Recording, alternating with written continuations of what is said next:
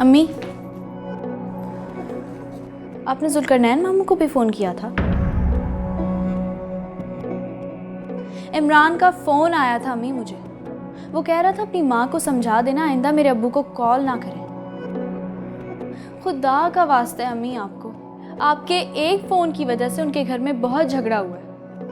और इमरान ने तो मुझे पता नहीं क्या क्या सुना दिए, को बता भी नहीं सकती वो तुम्हें। अम्मी, मजबूरी जैसी भी हो, आइंदा आप उन लोगों के सामने किसी भी चीज़ के लिए हाथ मत फैलाइएगा।